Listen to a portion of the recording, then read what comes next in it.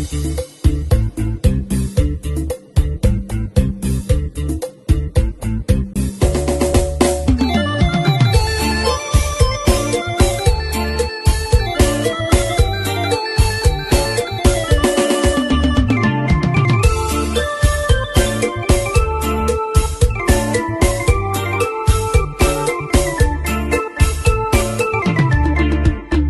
្រមុំស្រុកណា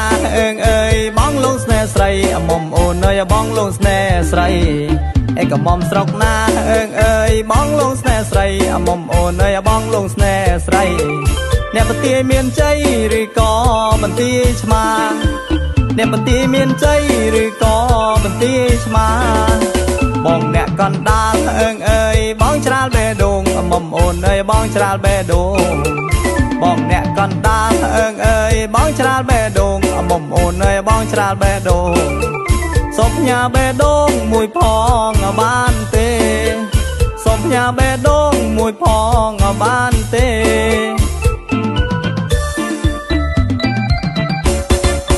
ខ្លួនបងកំសត់អើយអត់មានសង្សារមុំអូនអើយអត់មានសង្សារ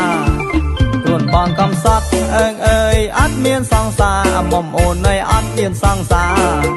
មិនដឹងធ្វើយ៉ាងណានឹងបានអប្រពន្ធមិនដឹងធ្វើយ៉ាងណានឹងបានអប្រពន្ធបើបងបានមុំអើយបងនឹងថ្នាក់ថ្នមមុំអូនអើយបងនឹងថ្នាក់ថ្នមបើបងបានមុំអើយបងនឹងថ្នាក់ថ្នមមុំអូនអើយបងនឹងថ្នាក់ថ្នមមិនឲ្យនួនអងនាងអើយអតចិត្ត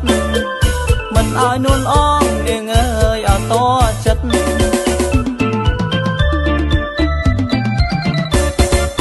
បើអូនព្រមស្នេហ៍អើយបងនឹងដាក់ទុនមុំអូនអើយបងនឹងដាក់ទុន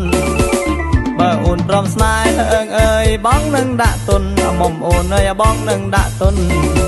មិនដឹងធ្វើប្រពន្ធរៀបការអស់ពេញច្បាប់មិនដឹងធ្វើប្រពន្ធរៀបការអស់ពេញច្បាប់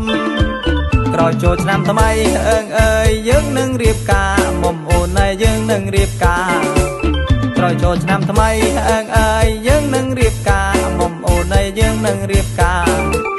បងកើតគ្រួសារនាងអើយអត់តូចមួយបងកើតគ្រួសារនាងអើយអត់តូចមួយ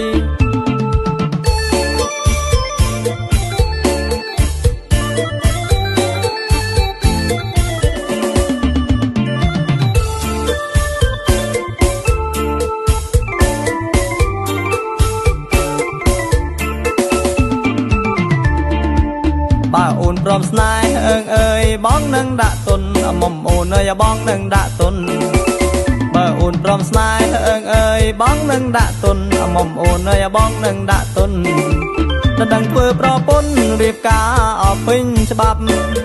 មិនដឹងធ្វើប្រពន្ធរៀបការអស់ពេញច្បាប់ក្រោយចូលឆ្នាំថ្មីអើយយើងនឹងរៀបការមុំអូនអើយយើងនឹងរៀបការក្រោយចូលឆ្នាំថ្មី